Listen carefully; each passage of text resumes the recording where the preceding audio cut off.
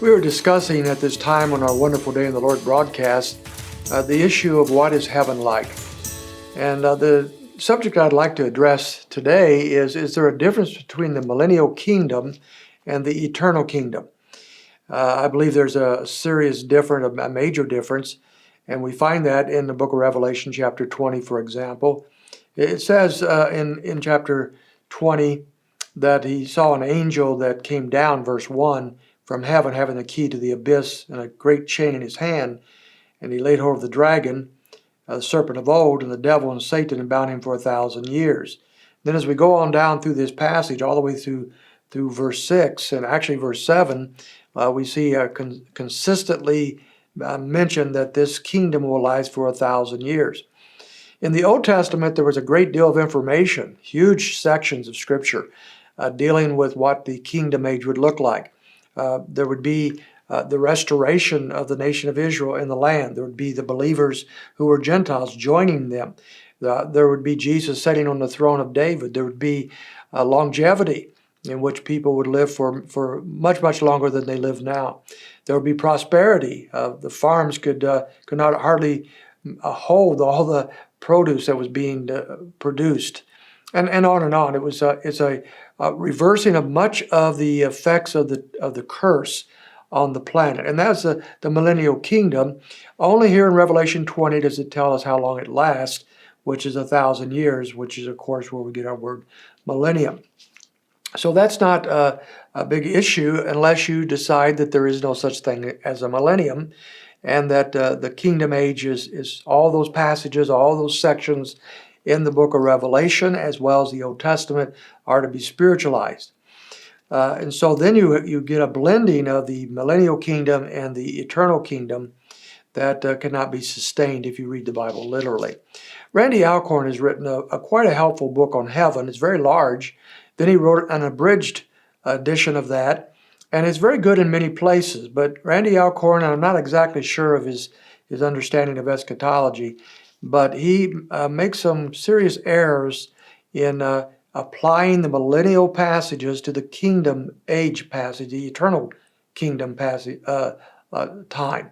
So that he takes a lot of scripture that applies only to that 1,000-year reign, and he moves that into the eternal kingdom, and it's quite confusing at times. So if you read those books, and they're good books, make sure you notice that, because he is using scripture sometimes out of the context of which they're given.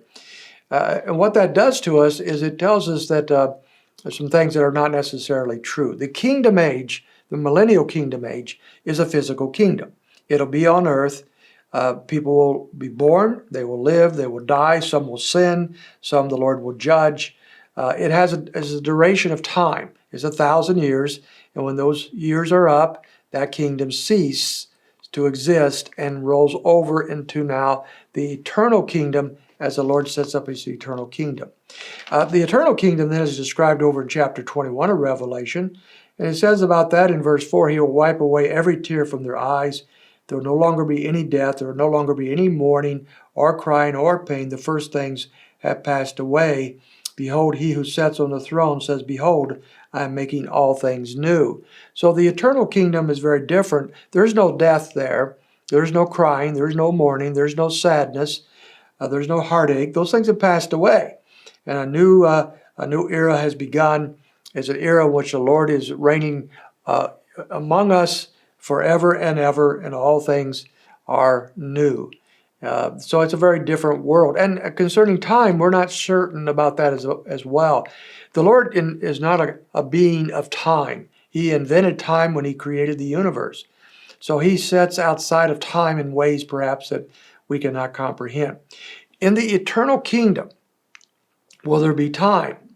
We will be now creatures that are having new glorified bodies. Will there be time? And that's a good question that I don't know I have a perfect answer for.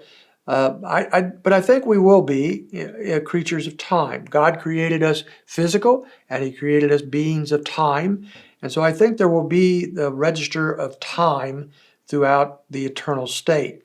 But it will be an eternal state. There will never be an end to that time, and eternity goes on forever and ever. with us, with Him. So there's a real difference, even though we don't have all the pieces of the puzzle, there's a real difference between the millennial kingdom that lasts 1,000 years, it still has some of the ramifications of the curse, and the eternal kingdom that does not. And we have to be very careful taking the Old Testament pictures and descriptions of the millennial kingdom and moving them into the eternal kingdom. And we'll look at some of those particulars as we move forward in our study of what heaven is like. So I hope you can join us tomorrow and that you have a wonderful day in the Lord.